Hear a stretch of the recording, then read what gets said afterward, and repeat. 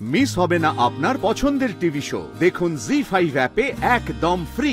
যেই পার্টিতে থাকবে না তার কিন্তু আমার সম্পত্তির কানাকড়িও পাবে না, আমি বলে দিলুম।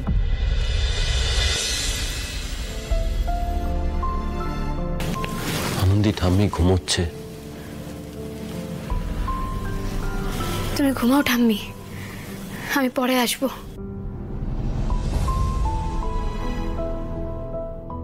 চলুন ম্যাডাম, আমি যা যা দেখেছি আপনাদের সব দেখাবো। ভাবা যায় এতদিন ধরে আমরা যা যা খুঁজছিলাম সব আমাদের হাতের নাগালে ছিল, অথচ সব জায়গায় খুঁজেছি, এখানে খুঁজিনি। ওই জন্যই তো ওরা আমাকে এখানে রেখেছিল। কেউ হারিয়ে গেলে তার ঘর ছাড়া তাকে তো সারা পৃথিবীতে খোঁজা হয়, তাই না? আসুন স্যার, চল।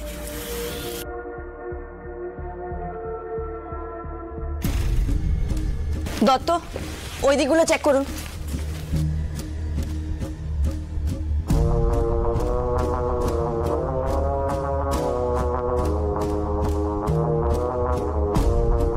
অমৃতা, আমরা না বোধহয় একটু বেশি লেট করে ফেললাম। না দি, খুঁজতে আমাদের হবেই। এই লিডটা কোনোভাবে যেন হাত থেকে না বেরোয়। দত্ত, আপনি যেখান থেকে পারবেন ওকে খুঁজে বার করুন।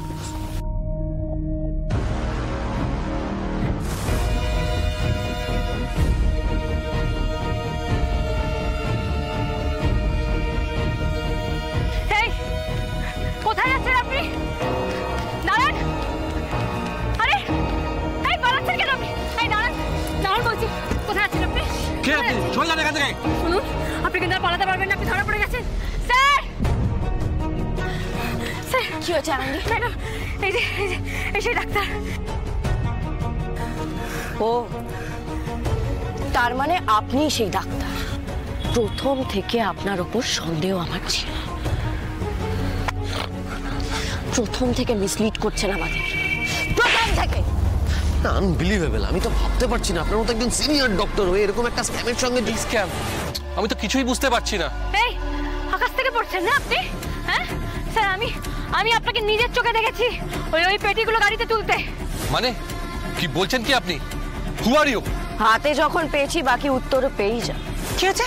হ্যাঁ, এখানে কি হয়েছে? ম্যাডাম দেখুন কি বলছে না, দেখুন। Shut up! আমরা কিচ্ছু বলছি না।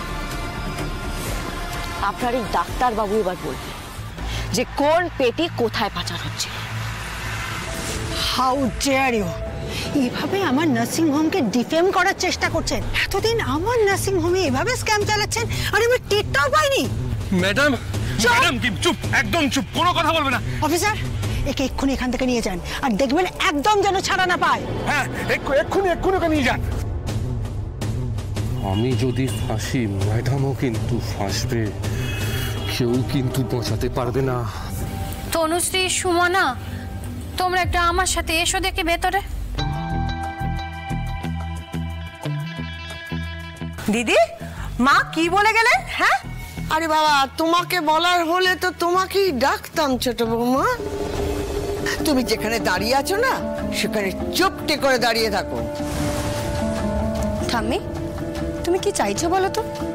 মাকে বললে, এদিকে কাকিমুনিকে বলছো না। তুমি কি বাড়িটাকে দুভাগে ভাগ করে দিতে চাইছো?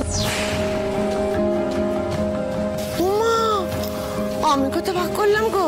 এই তো আগে থাকতেই ভাগ ছিল।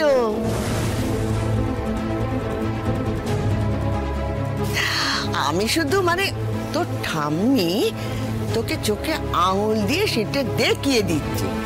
এখন নিজের বিচার বুদ্ধি দিয়ে ভেবে নাও যে ভাগটা কিসের জন্য হলো। এখানে দাঁড়িয়ে থেকে কি হেয়ালি শুরু করলে বলো তো? চলো ঘরে চলো, তুমি অসুস্থ। দেখ বাপু, আমি স্পষ্ট কথা স্পষ্ট করে বলতে শিখেছি। হ্যাঁ, আগে বলতে পারতাম না ঠিকই, তখন তোদের ভয় পেতাম বলে, কিন্তু এখন আমি আর ভয় পাই না। যেমন দাদু ভাই আমার অপারেশন করে ওই যে বুকের মধ্যে একটা যন্ত্র বসিয়েছে না, সেই যন্ত্রের জন্য আমি এখন মনে একটু না অনেকটা বল বেড়ে গেছে। বেশ, অনেক বেড়ে যাওয়া মনের বল দিয়ে তুমি কি বোঝাতে চাইছো আমাকে একবার খুলে বলবে মা?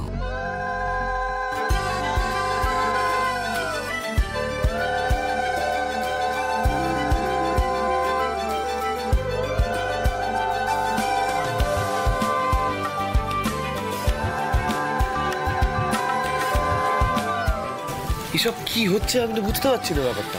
ও দাদু ভাই, নাত বউ যা করে ফিরেছে তাকে তার এমনি এমনি ঘরে তোলা যায় না। আমার নাত বউ বউ হওয়ার যোগ্য সম্মান নিয়ে ফিরেছে, তাকে তো বরণ করে ঘরে তুলতেই হবে। বড় বৌমা এসো এসো এসো। আনন্দী সকলকে বলেছিল না 21 দিনের মধ্যে নিজের নির্দোষ হওয়ার প্রমাণ ঠিক জোগাড় করে আনবে। কি প্রমাণ জোগাড় করে এনেছে তো মেয়েটা। আর কত বিপদ কাটিয়ে ফিরেছে সেইটে বলো। সব মায়ের আশীর্বাদ, তা নাহলে কিছু হয় গো। ওরে তোদের অনেক সৌভাগ্য যে স্বয়ং মা দুর্গা আজ ঘরে এসেছে। এবার সব পাপের বিনাশ হবে।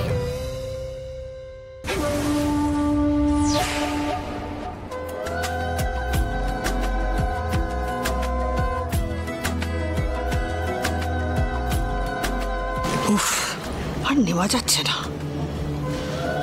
আর কিছু করার আছে কি? বলছি ঠাম্মি শোনো না, এবার কিন্তু আমার লজ্জা লাগছে। বড্ড বেশি বেশি করে ভালো ভালো কথা বলছো।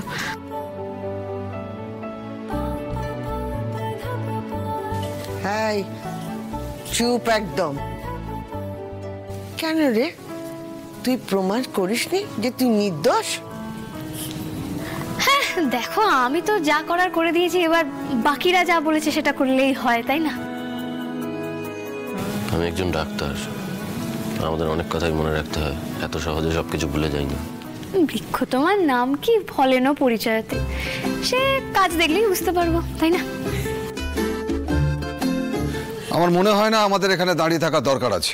ওমা আছে আছে, দরকার আছে, 100 বার দরকার আছে। কি সুন্দর করে বাড়িটা সাজানো হয়েছে, আর বাকি তো সব গোছগাছি আছে। তো আমার বাকি কাজটা সরে ফেলি। বরণ তো করছোই মা, আর কি কাজ?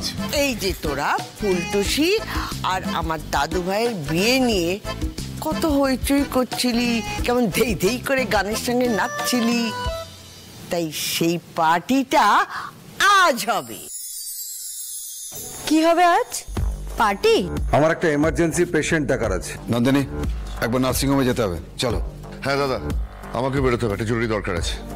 এসো। চল বর্দা। হ্যাঁ, যে এই পার্টিতে থাকবে না তার কিন্তু আমার সম্পত্তির কানাকড়িও পাবে না, আমি বলে দিলুম। জি5 ডাউনলোড করুন আর সব এপিসোড দেখুন একদম ফ্রি।